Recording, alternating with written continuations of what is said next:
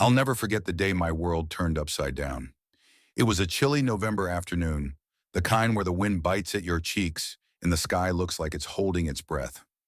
I was 24, sitting in the living room of my childhood home, sipping tea with my dad. The house smelled like old wood and cinnamon, a scent tied to every memory I had of growing up there. Dad had called me over, saying he had something important to tell me. I figured it was about Grandma Ellie's will. She'd passed away a few months earlier, and the family had been tiptoeing around the subject ever since. But when he spoke, his voice was low and steady, and he wouldn't look at me. His eyes were fixed on the chipped coffee table between us, the one Mom used to nag him to replace. I set my mug down, sensing the weight of whatever was coming. "Lily," he said, "there's something you need to know before we go any further with this estate stuff." I tried to keep my tone light when I asked what was going on, but he didn't flinch. "You're not my biological daughter," he said, his face stone cold, like he'd rehearsed this moment 100 times. The words hit me like a punch to the chest. I stared at him, waiting for a laugh. Just kidding. Anything to break the silence that followed, but there was nothing. "What are you talking about?" I finally managed, my voice cracking. "That doesn't even make sense." He sighed, running a hand through his thinning gray hair.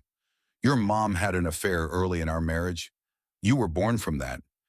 I've known since you were a baby, but I raised you anyway. I didn't want to tear the family apart back then. Now, though, with Ellie's will, I can't keep pretending. It's not fair to your brother, who's my real kid, to split her money with someone who isn't." I couldn't breathe. My whole life, every hug, every "I'm proud of you," every fishing trip to the lake, flashed before my eyes, and now he was saying it was all a lie? I stood up, my hands trembling. "So what, Dad? You're just cutting me out? After 24 years?" I asked, my voice rising, despite my efforts to stay calm. "It's not personal, Lily," he said, finally meeting my gaze. "It's about blood. Ellie's estate should go to her real grandson, not you." I didn't know whether to scream or cry, so I did neither. I grabbed my coat and walked out, the door slamming behind me. The cold air stung my face, but it was nothing compared to the ache in my chest. My dad, had just disowned me over money. The next few weeks were a blur. I barely ate, barely slept. I kept replaying his words in my head, trying to make sense of them. Was I really not his? Mom had died when I was 10. Breast cancer took her fast, and she wasn't around to confirm or deny anything. My brother Jake was 19 and away at college, so I didn't want to drag him into this mess until I had answers. I felt like a ghost, floating through my own life, untethered from everything I thought I knew. I lived in a small apartment downtown, a cozy place I decorated with thrift store finds and plants I somehow kept alive. It was my sanctuary, but now it felt suffocating. I'd sit on my couch, staring at the wall, wondering who I even was. If Dad wasn't my father, then who was? And why had he waited until now to drop this bomb? One night, I couldn't take it anymore. I pulled out an old shoebox from under my bed, the one where I kept Mom's letters, photos, and little trinkets she'd left behind. I hadn't touched it in years, but maybe there was something in there, some clue about the truth. I sifted through faded Polaroids and birthday cards until I found a small envelope I didn't recognize.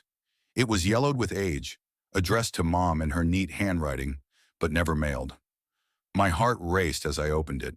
Inside was a single sheet of paper, dated a month before I was born. It read, "David, I don't know how to tell you this, but I can't keep it from you any longer. I made a mistake. I was lonely, and I let it go too far. The baby might not be yours. I'm so sorry. I love you, and I hope you can forgive me one day." It wasn't signed, but it didn't need to be. I knew Mom's handwriting like the back of my hand. My stomach churned. So it was true, or at least she thought it might be. But might not wasn't the same as definitely isn't. Dad had spoken with such certainty, like he'd seen a DNA test with his own eyes. Had he? Or was this just an excuse to justify what he was doing? I sat there clutching the letter, my mind racing. I needed answers, and I wasn't going to get them from Dad. Not after the way he'd blindsided me. I decided to start digging on my own. The next morning I called Jake. He picked up on the second ring, his voice groggy from sleep. "Hey Lil, what's up?" he said, and I could hear the rustle of sheets as he sat up. I took a deep breath and told him everything. Dad's bombshell, the letter, the will. There was a long pause on the other end. Wait, what? He finally said. That's insane. Dad told you now? After all this time? I could hear the disbelief in his voice, and it made me feel a little less alone. Yeah, I said, and he's using it to cut me out of Grandma's estate. Said it should only go to his real kid. Jake swore under his breath. That's messed up. You're my sister, Lily. Blood or not, I don't care what he says. His words warmed me, but they didn't solve the mystery. Jake, do you know anything about Mom maybe seeing someone else back then? I asked. He thought for a moment. Not really, I was just a kid when she died, you know. But didn't she used to talk about that guy she worked with? What was his name? Tom something? She'd mention him sometimes when she told stories about her old job at the bookstore. Tom. The name rang a faint bell, but I couldn't place it. Thanks, Jake, I said. I'll look into it. Don't tell Dad I called, okay? He promised he wouldn't, and we hung up. Tom from the bookstore. It wasn't much, but it was a start. Mom had worked at a little indie bookshop downtown before I was born, back when she and Dad were newlyweds. I grabbed my laptop and started searching, hoping to find something, anything, that might lead me to this guy. The bookstore still existed, though it had changed owners a few times.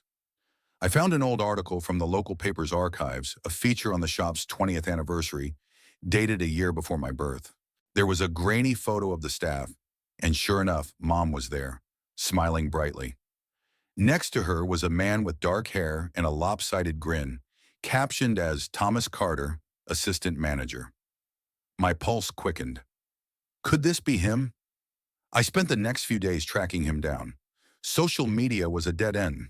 Either he wasn't online or he'd faded into obscurity. But I found a Thomas Carter in the county records, listed as a homeowner about 30 miles away. It was a long shot, but I didn't have anything else. I drove out there on a Saturday, my stomach in knots. The house was a modest ranch-style place, painted pale blue, with a tidy lawn and a pickup truck in the driveway. I parked, took a deep breath, and knocked on the door. A man answered, tall, maybe in his late 50s, with salt and pepper hair and kind eyes. He looked at me, puzzled. "Can I help you?" he asked. I swallowed hard. "Hi, are you Thomas Carter? Did you used to work at Pages and Prose downtown?" His brow furrowed, but he nodded. "Yeah, that's me. A long time ago, though. Who are you?" I hesitated, then plunged in. "My name's Lily Evans.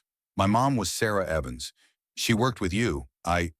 I think you might have known her pretty well." His expression shifted, a flicker of recognition crossing his face. "Sarah," he said softly. "Yeah, I remember her. She was a good friend. What's this about?" I didn't know how to ease into it, so I just said it. "I think you might be my father." The words hung in the air, heavy and awkward. His eyes widened, and he stepped back, gesturing for me to come inside. "You'd better sit down," he said. We sat in his living room, a cozy space with worn furniture and bookshelves lining the walls. He didn't say anything at first, just stared at me like he was seeing a ghost. Finally, he spoke. "Sarah and we were close back then. She was unhappy. Her marriage was rocky, and I was there. It only happened once, and she broke it off right after. Told me she wanted to make things work with David. A few months later, she quit the job, and I never saw her again. I didn't know she was pregnant." His voice was steady, but I could see the wheels turning in his head. "Did she ever tell you?" I asked. He shook his head. "No, and David never said anything either. I moved on, started a family of my own. But you look like her, you know that." I pulled out Mom's letter and handed it to him. He read it silently, his hands trembling slightly. When he finished, he looked up at me. "I don't know what to say, Lily. If you're mine..." God, I had no idea. I didn't know what I'd expected. Anger, denial, maybe even joy. But his quiet shock felt real. "Would you be willing to do a DNA test?" I asked. "I need to know the truth." He nodded without hesitation. "Yeah, let's do it." It took a week for the results to come back. I drove to his house again, my heart pounding as he opened the envelope. We sat at his kitchen table, the paper between us. He read it first, then slid it over to me. Positive. 99.9% match. Thomas Carter was my biological father. I didn't cry. I thought I would, but I just felt calm, like a puzzle piece had finally clicked into place. Tom, he insisted I call him that, wanted to get to know me. He had a wife, Linda, and two teenage sons who were my half-brothers. They welcomed me with open arms, no questions asked. It was strange stepping into this new family, but it felt right. Meanwhile, I had to deal with Dad. I called him and asked to meet, this time at a neutral spot, a coffee shop downtown. He showed up looking tired, his shoulders slumped. I didn't waste time. I found him, I said. My real father. Took a DNA test and everything. You were right. I'm not yours. He stared at me, his jaw tight. So what now, he asked. You're here to rub it in? I shook my head. No, I'm here to tell you I don't care about the money. Keep Grandma's estate. Give it to Jake. I just want to know why you thought you could erase me like that. He didn't answer right away. Finally, he said, I thought it'd be easier. For me, for Jake. I didn't think you'd fight it. I laughed, a bitter sound. You raised me for 24 years, Dad. You don't get to decide I'm not your daughter just because it's convenient. I stood up and left, feeling lighter than I had in weeks. Jake called me later, furious with Dad for what he'd done. He insisted on splitting his share of the inheritance with me, no matter what Dad said. You're my sister, he told me again, and I knew he meant it. As for Dad, I didn't cut him off completely, but things were never the same. He'd made his choice, and I'd made mine. In the end, I gained more than I lost. Tom and his family became my anchor, a second chance at something I didn't know I'd been missing. I still visited Grandma Ellie's grave sometimes, leaving flowers and telling her about my life. She'd love me like her own, blood or not, and that was enough. Dad's betrayal had broken me open, but it also set me free, to find my own truth, my own family, and a future I could build on my terms.